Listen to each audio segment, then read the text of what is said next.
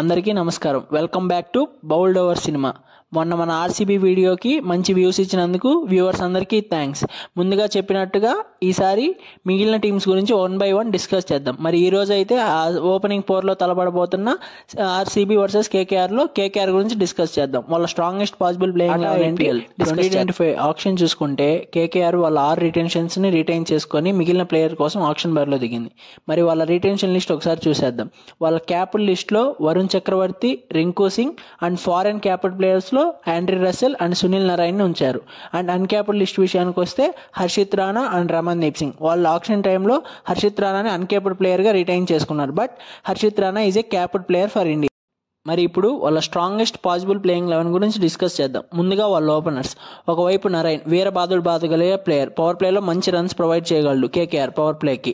And మరొక వైపు చూసుకుంటే వాళ్ళ వికెట్ కీపర్ బ్యాట్స్మెన్ ఆప్షన్గా ఇద్దరు ఉన్నారు, QDK and Gurbaz. Right left combination కోసం చూసుకుంటే గుర్బాజ్ అండ్ నారాయణ్ ఆడించవచ్చు. లేదు కాంబినేషన్స్ లేకుండా చూసుకుంటే క్వింటన్ డికాక్ ప్లేయింగ్ 11లో ఉంటాడు. ఎందుకంటే క్వింటన్ డికాక్ ఐపీఎల్ రికార్డ్ మెరుగ్గా ఉంది. అతను వీలైనప్పుడల్లా బౌండరీలు కొడుతూ మంచిగా స్ట్రైక్ రొటేట్ చేయగల. ఇక వాళ్ళ 1 డౌన్ విషయానికి వస్తే వాళ్ళ ఆప్షన్ టాప్ బై అయిన వెంకటేష్ అయ్యర్ని ఆడిస్తున్నారు. Venkatesh Iyer left hand batsmen, ఇది తనకి పెద్ద అడ్వాంటేజ్. ఇతను ఇన్నింగ్స్ బిల్డ్ చేస్తూ మంచిగా బౌండరీస్ కొడుతూ మంచిగా రన్ స్కోర్ చేయగలిగే ప్లేయర్. ఇంకా వాళ్ళ 2 డౌన్ విషయానికి వస్తే వాళ్ళ ఆప్షన్లో బేస్ ప్రైజ్కి ఎంపిక చేసుకున్న రహానే, వాళ్ళ కెప్టెన్ కూడా ఈ సీజన్. ఇతని మీద అధిక భారం పడుతుంది 2 డౌన్లో. మిడిల్ ఆర్డర్లో ఇన్నింగ్స్ బిల్డ్ చేస్తూ మంచిగా రన్స్ కొడుతూ ఉండాలి. ఇక వాళ్ళ మిడిల్ ఆర్డర్ విషయానికి వచ్చేస్తే ముందుగా రింకు సింగ్. ఇతనికి లాస్ట్ సీజన్ పెద్దగా ప్రభావం ఏమీ చూపించలేదు కేకేఆర్ తరఫున. సో ఈ సీజన్ ఇతన్ని కొంచెం అప్ ద ఆర్డర్ పంపించేసి మంచిగా రన్స్ చేసుకుంటూ ఇతని టీమిండియాకి మంచిగా వెళ్ళేదానికి కూడా ఛాన్సెస్ ఎక్కువ ఉన్నాయి.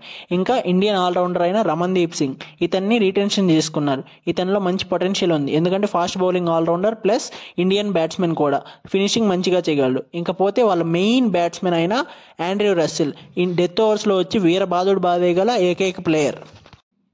ఇక వాళ్ళ బౌలింగ్ డిపార్ట్మెంట్ విషయానికి వస్తే ముందుగా వాళ్ళ స్పిన్ ద్వయమైన వరుణ్ చక్రవర్తి అండ్ సునీల్ నారాయణ్ గురించి మాట్లాడుకోవాలి. వాళ్ళ మిస్టరీ స్పిన్నింగ్తో వీలైనప్పుడల్లా కేకేఆర్కి బ్రేక్ త్రూ అందిస్తూ ఎకనామిక్ స్పెల్ వేయగల బౌలర్స్ వీళ్ళిద్దరు. ఇక బౌలింగ్ విషయానికి వస్తే వీళ్ళది పెద్దగా ఎక్స్పీరియన్స్ లేని అటాక్. ముందుగా వాళ్ళ బౌలింగ్ డిపార్ట్మెంట్లో ఉన్న ప్లేయర్స్ని చూసేద్దాం ఒకసారి. ముందుగా హర్షిత్ రాణా, ఇతను రన్స్ ఇస్తూ వికెట్లు తీస్తాడు. సో పెద్దగా ఎకనామికల్ బౌలర్ అని చెప్పలేం. అండ్ మరోవైపు నాకియా, ఇతన్ని కేకేఆర్ ఆప్షన్లో బై చేసింది. ఇతను ఒక సౌత్ ఆఫ్రికన్ ఎక్స్ప్రెస్. సో స్పీడ్గా వేస్తూ మంచి ఎకనామికల్గా వేసుకోగలిగే బౌలర్ ఇతను. ఇక 12th మ్యాన్ అయిన ఇంపాక్ట్ ప్లేయర్ గురించి డిస్కస్ చేద్దాం. మరి కేకేఆర్ వాళ్ళ ఇంపాక్ట్ ప్లేయర్స్ని ఎలా యూజ్ చేసుకుంటుందో ఒకసారి చూసేయాలి. వాళ్ళ ఇంపాక్ట్ ప్లేయర్స్గా రఘువంశీ అండ్ వైభవ్ అరోరా లిస్ట్లో ఉన్నారు.